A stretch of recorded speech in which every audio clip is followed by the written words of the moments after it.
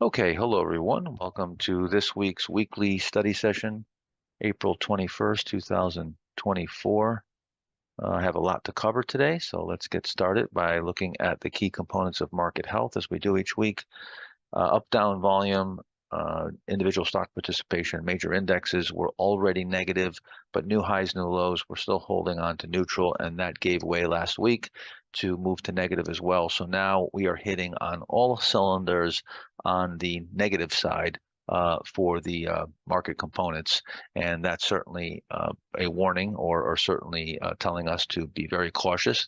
Nothing that we're new to as far as the STEM model is concerned, because we went to red on April 3rd, and prior to that, we moved from the easy dollar to the cautious environment, the orange reading. So we've been seeing that cautious action in the individual stocks or the deterioration of the trading environment for quite some time now.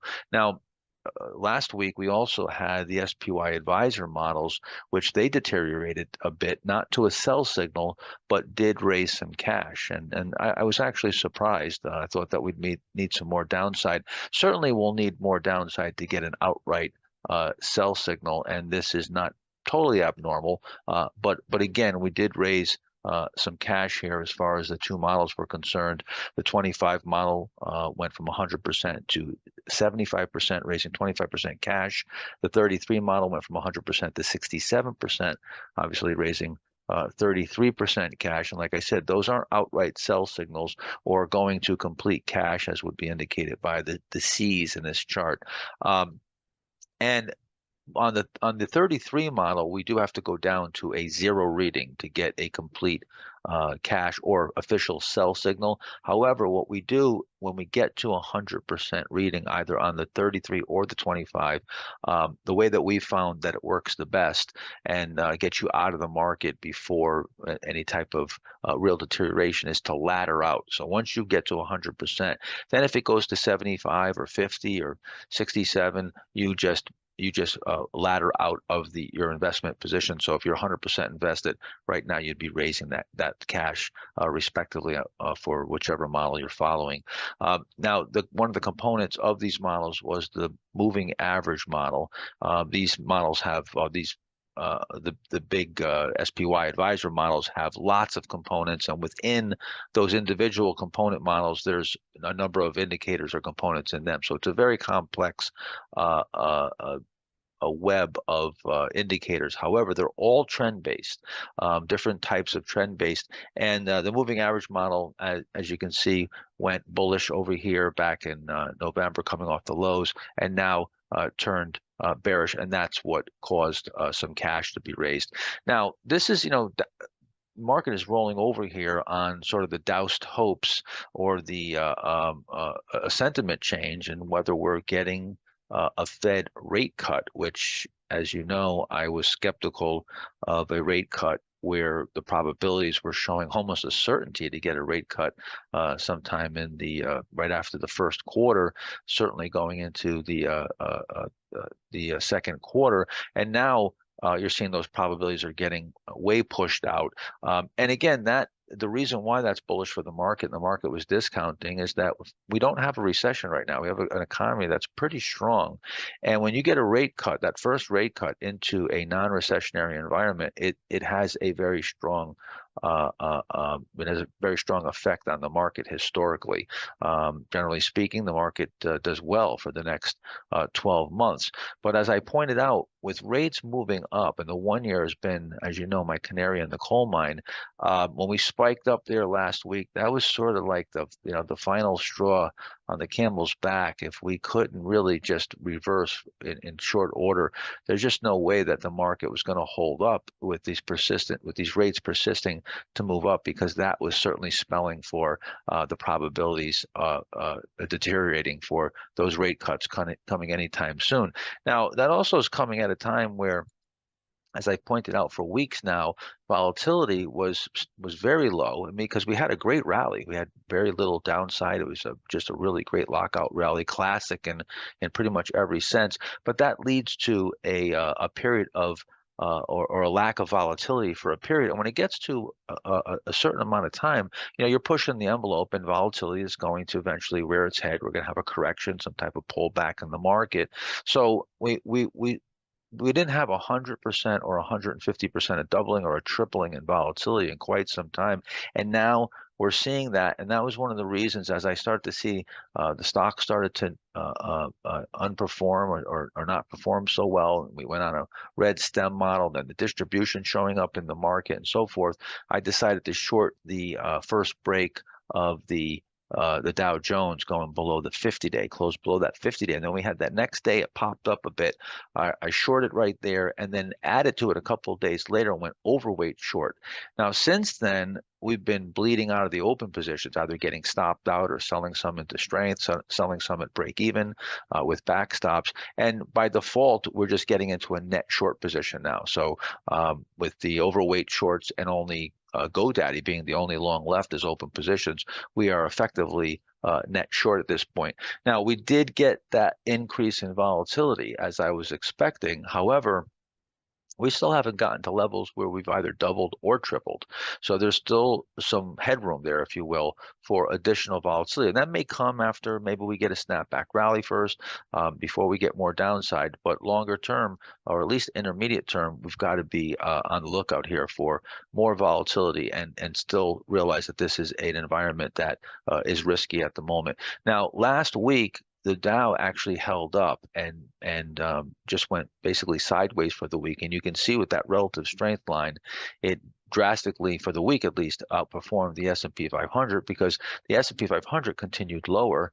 And the NASDAQ also continue lower. We basically got a rotation. It started where the Dow started rolling over, and now it's rotating, and we're seeing the NASDAQ really come under selling pressure, and you can see that relative strength line rolling over there. NASDAQ closed on the dead low for the week, and I would say that it's a pretty good chance that we're going to see lower prices here, at least in the short term. And again, whether it's a week or two, or it's 4 or 5 weeks that we go through some pullback, and I'll talk about that in just a second. I want to show a few points on that.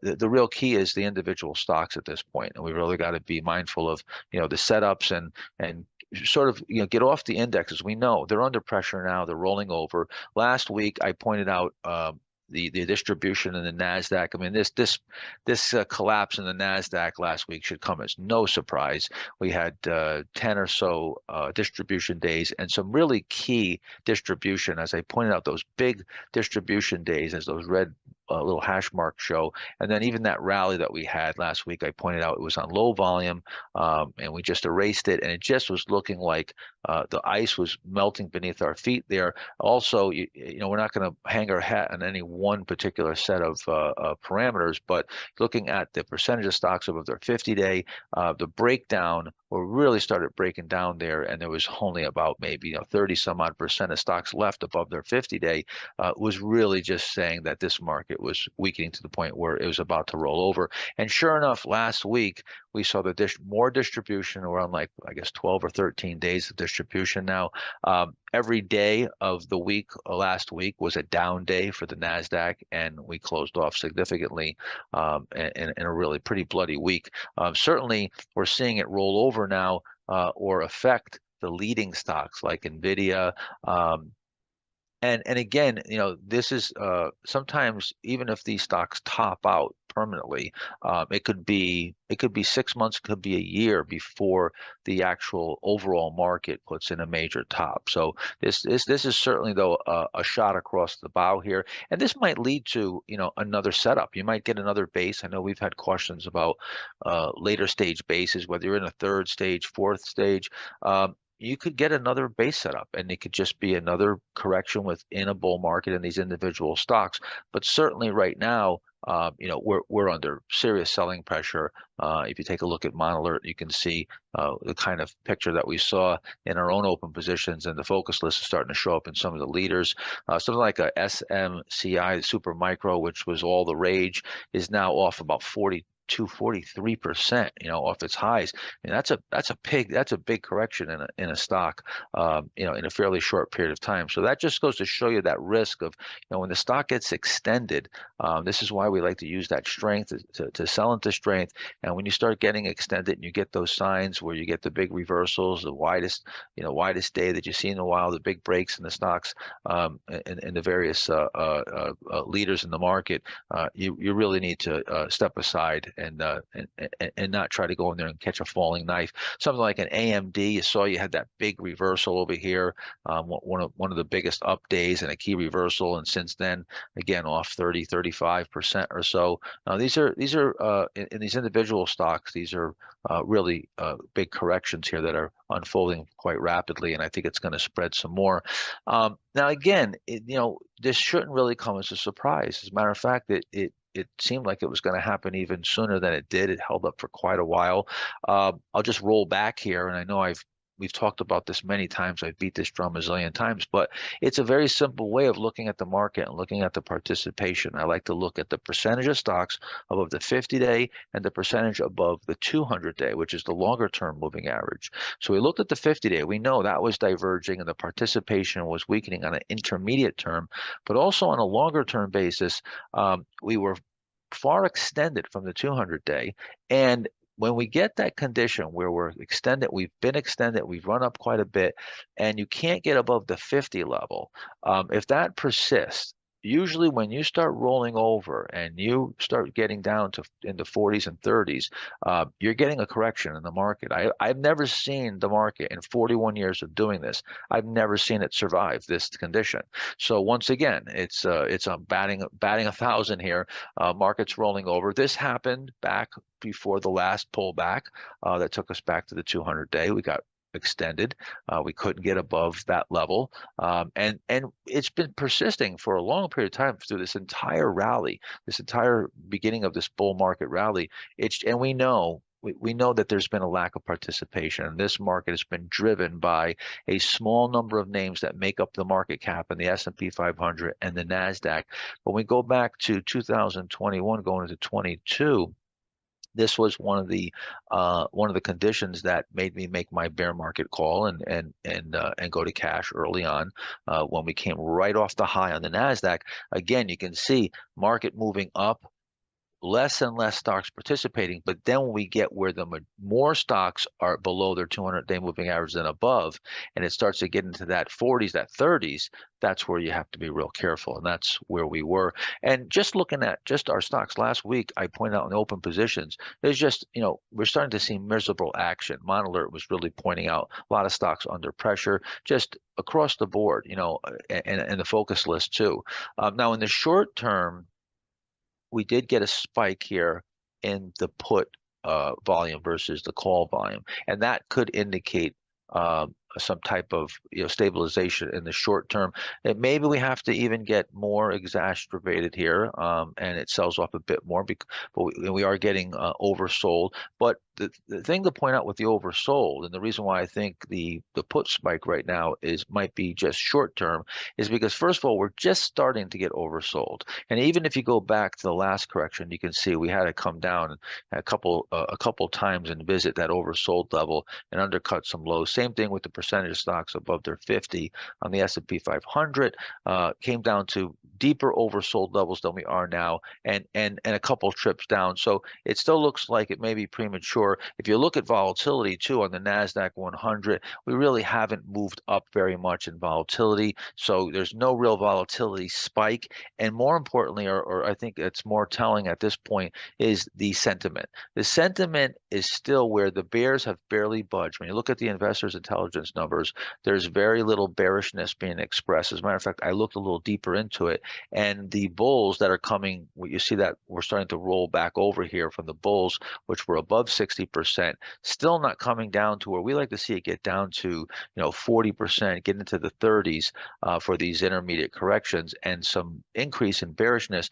They're going from the bullish camp to the correction camp. So a lot of people are saying, oh, we're just in a correction. But when we start to convince those people, and you get the bulls and the correction campers saying, oh, no, no, this is something much more serious. They throw in the towel. That's when most of the selling's been done, and you can make a low. But right now, look at that ratio. We're still at 4-to-1 bulls to bears. So a lot of bullishness still. That I think that needs to come down. I don't think we're going to see a significant bottom until that contracts.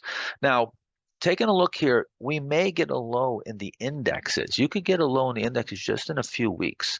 And if you go back, the bull market that we had off of the COVID correction or the COVID bear market, you can see that first pullback that we got below the 50-day was 4 weeks. 3 weeks, we came off on the next correction. Then the next one was 5 weeks. Now, just to point something out here, you make that low, but you see there was still a number of weeks, even more weeks than it took to make the low to consolidate and move sideways. And that's where the stocks were building bases, and that's what you want to wait for. We're not here to pick bottoms. We're here to wait for stocks to set up and to move up shortly after we buy them. And that doesn't usually happen off the lows. Now you may get some leaders that set up off the lows. If you're finding stocks that are setting up in bases and they're emerging, that's fine. There's nothing wrong with taking a few positions, and if they're working, to expand on that. But it's when we can't get that action, we don't either see it or it starts to break down. Like after you had that 5-week pullback here, we broke out to new highs in late 2021. But then as we pulled back there, we couldn't hold up and we rolled over and got below the 200. And that's where you saw all that divergence. If you go back and you look at the, where do I have that chart there? Yeah, percentage above the 200-day moving average, we were diverging, and it all sort of came together there. So at this point, I think the bigger picture, it's really all being driven by inflation at this point, which is driving rates and is driving the market. You remember last week I talked about the small business optimism, running up, and then we went to it. It slumped to its lowest level since 2012, and inflation was the biggest concern when they polled small businesses. So there's an opportunity right now for inflation to come down, and a lot of people, we've been calling this inflation transitory now for years. So I think I don't understand how people use the word transitory and for years, but it doesn't seem to be as transitory as most expected, and rates are holding up there. But now the market's been discounting, and we're still in that sweet spot. Remember, I talked about that sweet spot with GDP and being in a Goldilocks scenario. We're still in that scenario, but for an intermediate term pullback, we could get a reacceleration, or inflation maybe, stay sticky. And in that case, that's sort of like going back to an analog from 1970s to the 1980s, where we had that that pullback in the optimism, and then we came back into that concern, or I should say, we had that pullback in the concern, then came back to some optimism, but then had that spike again, and that was with inflation. I'm going to show you. Well, first, let me point out that some analysts are looking at money supply, and they're looking at the 1940s, the 1940 example, where money supply rolled over, inflation paused, and then it rolled over from there. I'm looking at, and there's an inverted yield curve here too. So this is why a lot of people are expecting a slowdown, because an inverted yield curve, and right now the majority of yield curves are inverted, and this has always led to a recession. And this is why we're hearing or we're hearing this speculation of inflation coming down, and it has come down. It has come down from peak, but to really roll over here and break the back of inflation, if you will, and that's what the Fed really wants to do, or at least to keep it subdued to the point where it's sustainable. I'm looking at a little bit different analog, or at least the potential for a repeat of, and I don't think it's going to be to this magnitude, but I think you could see the same type of scenario where inflation rolls over, and you come back to the 70s, you can see we came down with the inflation, but then it reaccelerated, and that's sort of where we are now, where that potential. And if you remember, I pointed out the inflation rate minus the 5-year moving average. We had that spike, and this is where I looked at inflation to peak back last year, and that happened. But now we've pulled back, and this is where I'm tying it into that business optimism. And if inflation starts to turn back up here, and we get that sort of reverse double dip, this and certainly if we get a change in direction and policy to tightening, that would be very negative for the market. And I think the market's discounting that potential right now. And again, if we get a good sized correction here, that may happen, and we may rally on that, just like we've been rallying in the face of an inflationary period. Even though it's come down, it still has not come down to levels where we're getting the rates coming down. And that's good, though, because we don't have a recession and we have an economy that's growing. The risk now is that reacceleration. Now, with all this said, how are we going to know this? The market is a discounting mechanism. So I'm not really going to look to these tea leaves, if you will, to tell me what to do with the market. I'm going to look to the market to tell me what is going on. And I think the small caps and again, this is going back to looking at analysis that some analysts are, everybody seems to be getting bullish on small caps now. And I have too, but I've done it with sort of an asterisk saying that I'm not sure they're just ready just yet. But the conditions are starting to unfold, that the potential for small caps to come back in vogue and mid caps are there. And if you remember, I bought the MDY. It's broken out. I'll show you that in just a second. And small caps were starting to bottom, but they just still can't seem to get their act together. And that's because small caps and these cases that are being made are being tied to the end of tightening, the end of the Fed tightening. And I think we got to watch the small caps carefully. Look at the underperformance. Look at the relative strength line. And this is looking at a weekly. We're trying to put in a bottom here, but now we're pulling back, and this is where we need to see some strength here and to keep building out this base, because I think this is what's going to tell us. This is the mid caps. They broke out again. Maybe they come back in and come back to the 200-day, but we need to continually see this strengthening building relative into the mid caps and the small caps, and that's what's going to tell us that we've got that Fed loosening coming. And as long as these can't hold up, I think we're still in an environment where we've got sticky inflation and we've got a Fed that's going to either just stand pat or potentially even tighten.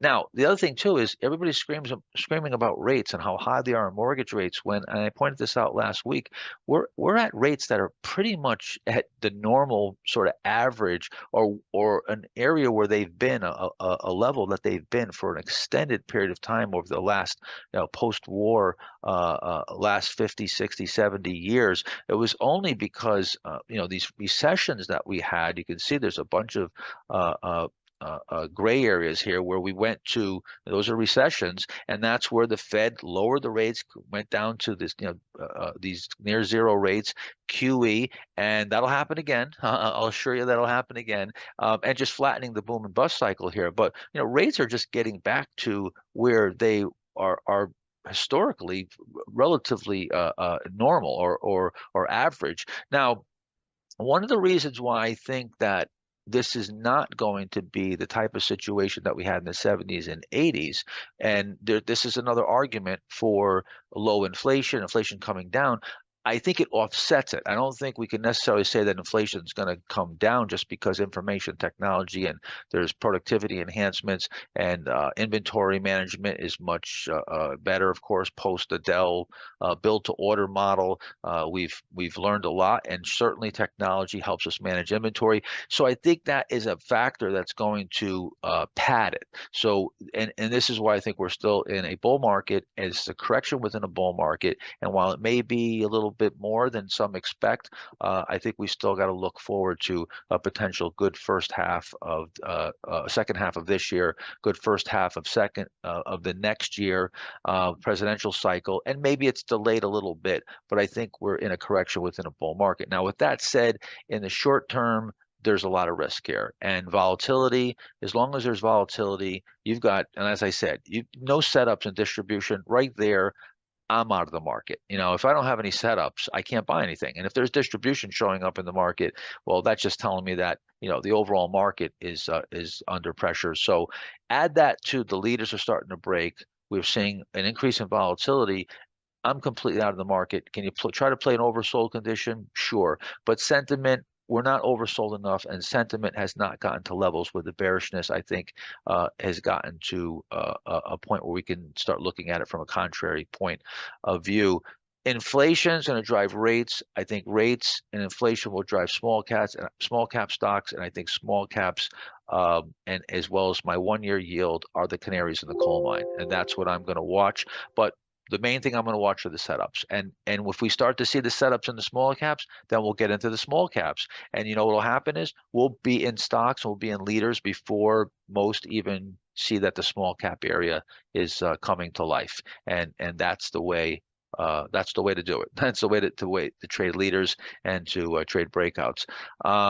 Let's see what else. I know I covered a lot, and some I went over that I went over last week, but you know, I wouldn't get too bogged down with trying to figure out the big picture here as far as bull market, bear market. Look, where the indexes are concerned, if we get a sell signal on the trend model, you should be out of your longer term investments, your 401ks, on the more trading element where the individual stocks, the breakouts. There's no setups. Stems on red. It tells you everything you need to know. Just stick with the stock, stick with the models, and try to filter out the noise. I try to bring as much as much sense of it as I can here, but I don't want you to get to where you have to start thinking you have to figure out where inflation's going and what the surveys are going to say and all that. The stock market's a discounting mechanism, and it's going to show up in the individual stocks, and that's what we're going to stay focused on. All right, yeah, I'll answer your questions tomorrow at 11:30 a.m. With Mark Ritchie and myself, Bob Weissman, of course, as we do each week, Eastern Time. And of course, Thursday, as usual, Mark and Brandon will have their Q&A session.